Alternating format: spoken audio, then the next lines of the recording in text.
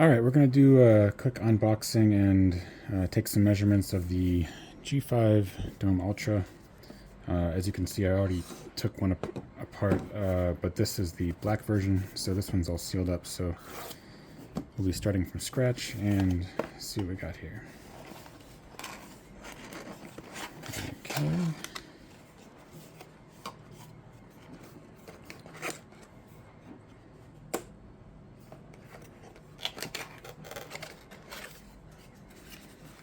Alright, so this camera does have a pigtail, and let's get this stuff off. This little dome.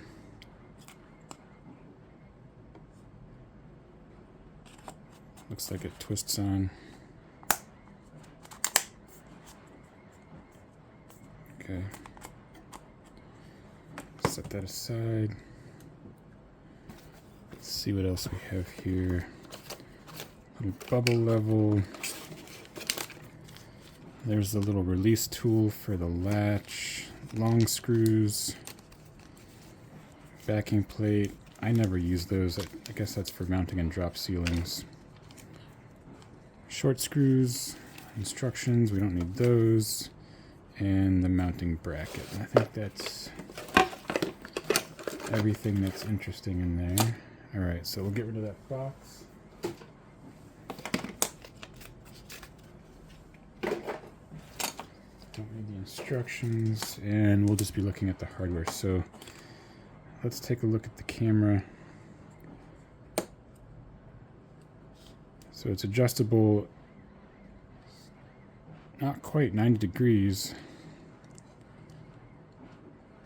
Maybe like 75 degrees.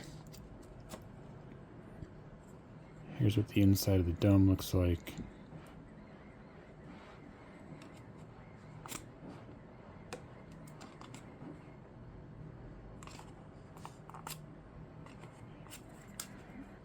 Has a little lock next to it, so I guess you turn that screw to lock the position.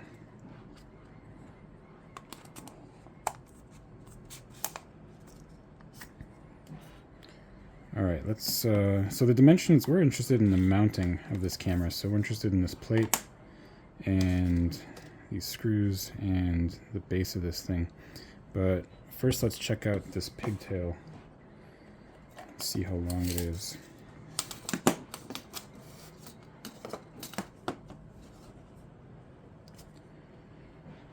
So that's 14 5/8 inches. And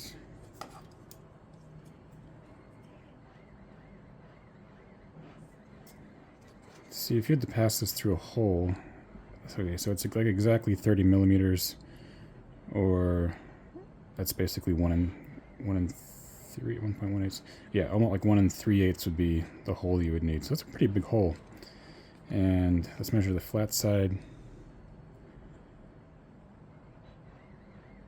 0.78, or exactly 20 millimeters. So 20 by 30, and let's measure the length. 67 and change, be 2.65 inches. And then this little guy comes off. So without that, it is 52 millimeters, or about 2 inches. And let's see what happens if we needed to constrain this into a space. Suppose we had a constrained space. This is what I'm interested in. How wide would this need to be? So this is an Ethernet cable with no boot on it, and about 83 millimeters, or 3 1/4 inches is what you would need for that. Now, in reality, that's a little tighter than I'd like it to be. Let's suppose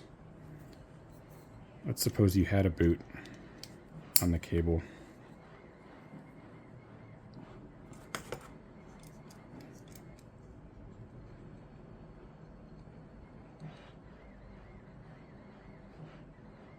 you'd need like 3 3/4 of an inch, 95 millimeters.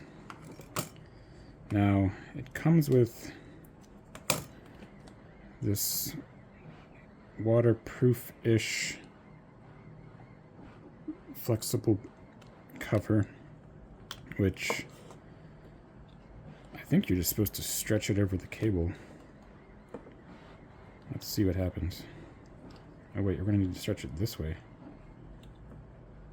Is that what, are you supposed to just stretch it over?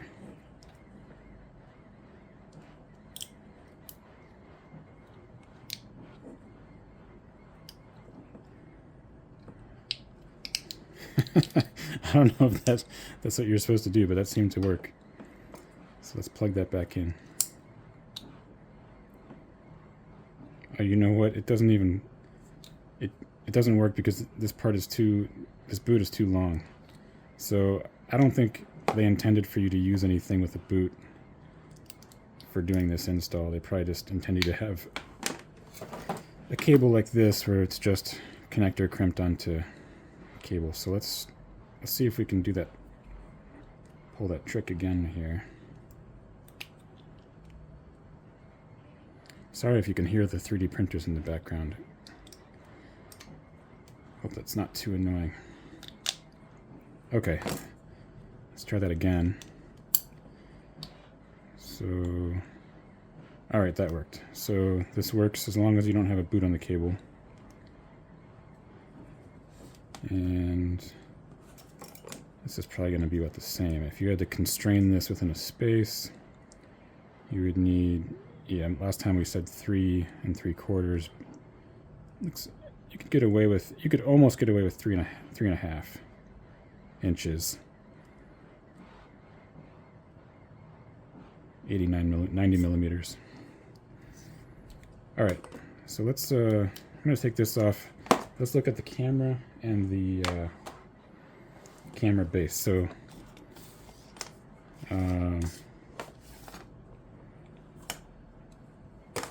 grab my other pair of calipers here.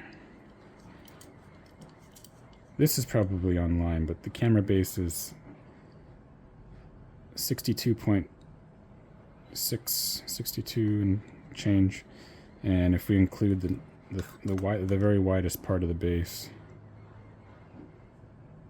it is 64 and change. Hopefully you can see those numbers. And then the camera from the bottom of the plastic to the top, 68.83 millimeters. Most of the smaller dimensions I'll stick with just millimeters rather than doing millimeters and inches. And then I actually have one of these plates already opened up here. So this is the mounting plate. Hopefully, no, I think I got that backwards. Yeah, it's gonna go like that.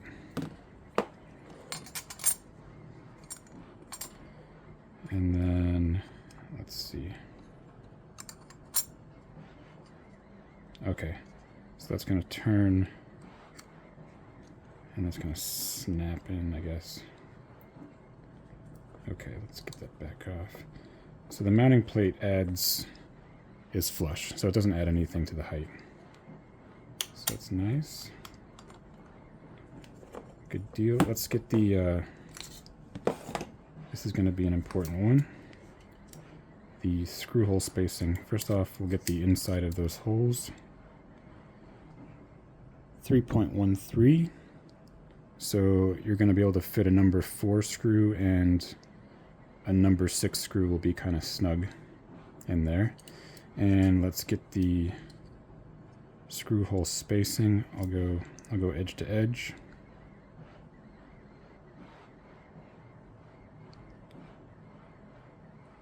.47 millimeters and change. And then I'm sure in the comments people will say there's a kind of smarter way to do this. What you do is you measure the inside diameter, you zero it, and then you measure to the 2 outside edges, and that'll give you center to center, which is 47 and change. That's like 0.06 millimeters away from what we measured using the first method, so good enough. All right, let's take a look at the screws here. Okay, so these look like, I think those are number 4 machine screws, and they come with these little locking nuts. So let's get the specs on these screws. Better zero that. Okay, so 2.88 on the outside. So these actually are probably metric screws, but, and then under the head to the end of the screw is 50 millimeters.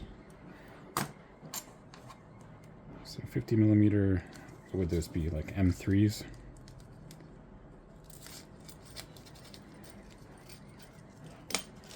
And then the other mounting hardware is a couple wall anchors and a couple sheet metal screws intended for this. I like to think in terms of I don't know what you call it, English, like the number 2, number 3, number 4, number 5, number 6 screws. These are probably all metric. So again, looks like it's a 3 millimeter variant, and under the head is 20 millimeters. So just looking at it by size, this looks like, you know, like what a number 4 screw looks like to me. But like I said, you could almost certainly fit a number 6 screw into that hole as well. So, and what's 20 millimeters is just over 3/4 long. Okay, is there anything else? Oh, let's compare to some other cameras. I think we got all the dimensions that we need. Well, one I'm just noticing here is something's on there crooked.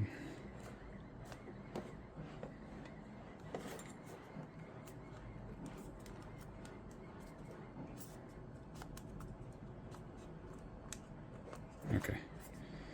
The height of this portion, 1.43 inches, a little over 36 millimeters. Okay, so like I said, I already opened the white variant of the same thing. Let's compare to, here's a regular G5 bullet. And so there's this mini guy here, the Dome-Ultra. Strange they don't have the word mini in the name anymore. So this entire thing is smaller than just the bullet head. But man, does this dongle really makes it big, because you have to put this somewhere, or you have to send it through a very large hole. And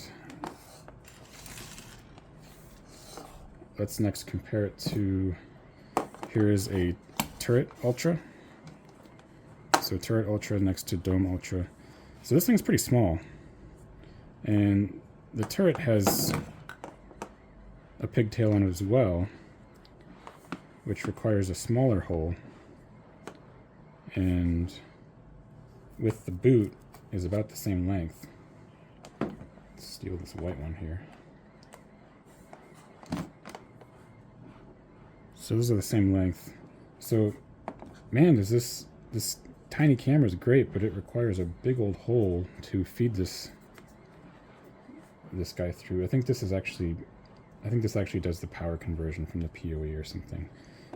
So it's not just a connector; it has circuitry in it. And since we have it here, we might as well bring in the AI turret.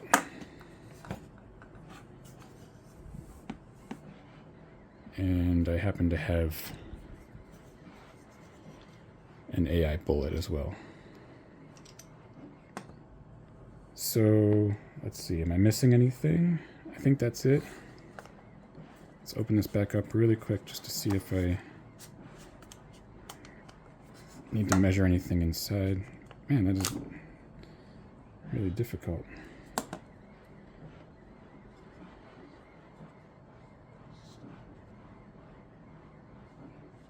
Oh, that's interesting.